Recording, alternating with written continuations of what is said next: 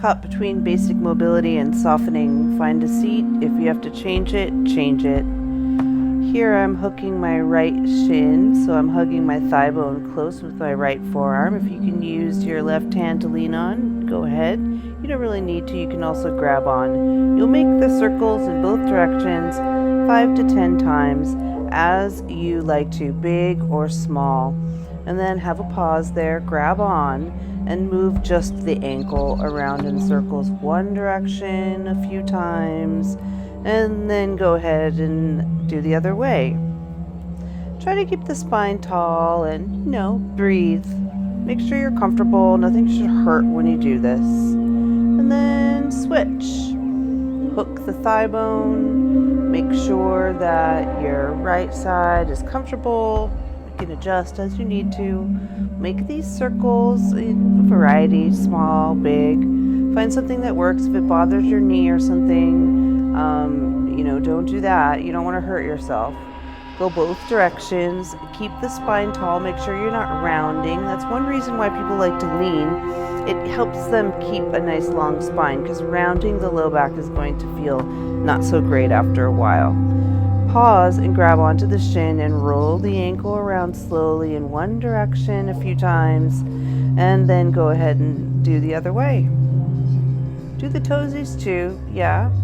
And from here we're going to switch sides again. So my left foot is flat, and I have a figure 4 situation. I'm moving my right thigh up and down a little bit here. You can't really see it.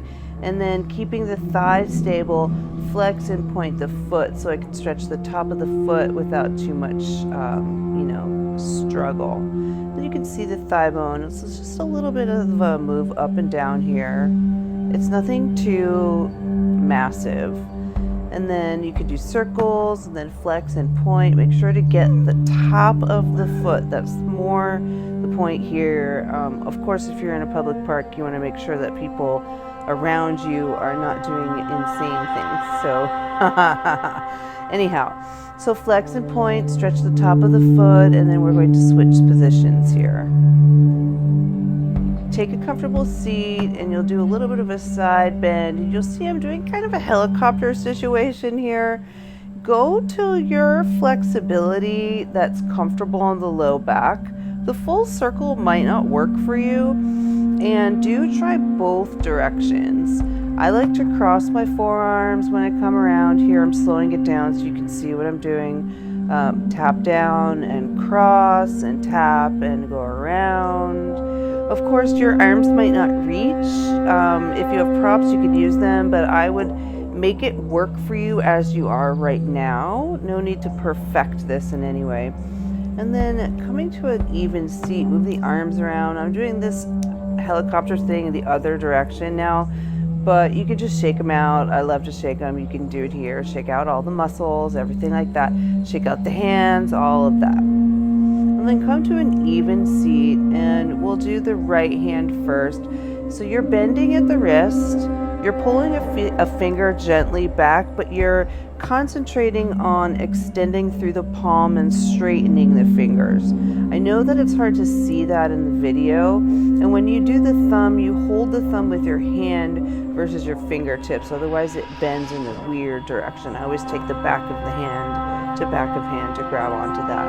And then you simply do the other side to each finger. You're bending at the wrist, but you're also bending at the base of the finger. Feel free to pause to figure any of these things out. Also pause to change your seat, especially if you are not comfortable when you do this. We don't want that. Interlace the fingers, press the palms forward and up, or maybe just forward, stretching the shoulders, the back, the upper back. If you're doing side to side, do both directions, one way then the other.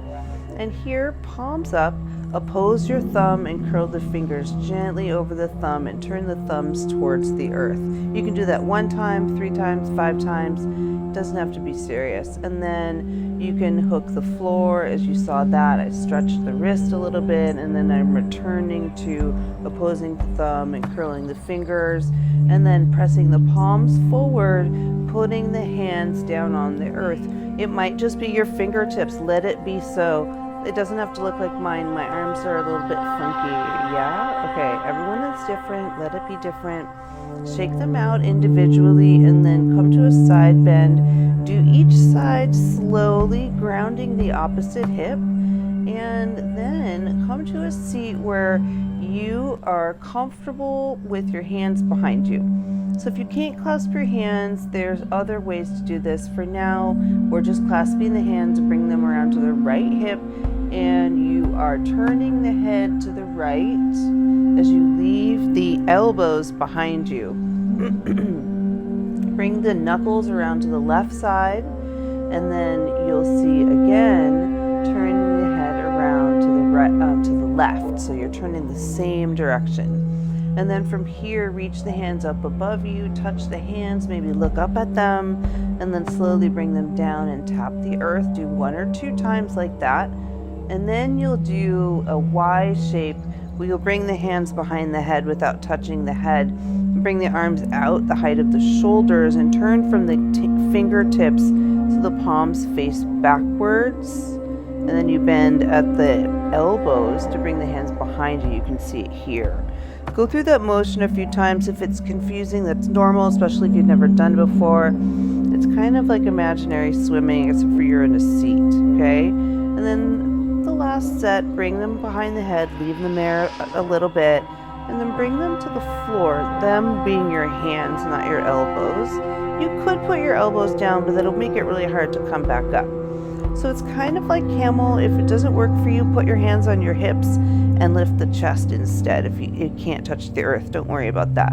And then take a bow and touch the earth with your head, or perhaps your hands touch the earth in front of you instead of leaving them where they are as I am here. You can always walk the hands forward and back to support this motion, or if you can leave them behind you, it gives you a different stretch for the neck, right? So softening, remember, softening, not perfection. Sit tall, breathe a few times, make sure everything just feels great. And then again, bring the hands together. You can also use a towel, hold that. Bring the knuckles around to the right side, keeping the elbows closing. You get a little bit different stretch after all this movement, and go around to the other side. Bring the arms up and around, move the hands around, move the arms around.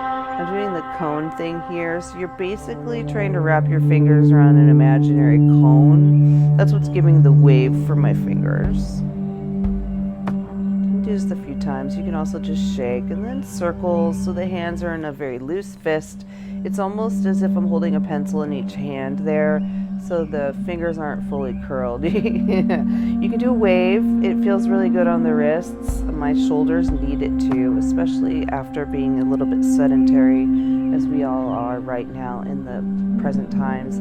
Opening and closing the arms, rotating from the shoulder. You can see I'm stretching through the fingers and the top of the hand, and then up above.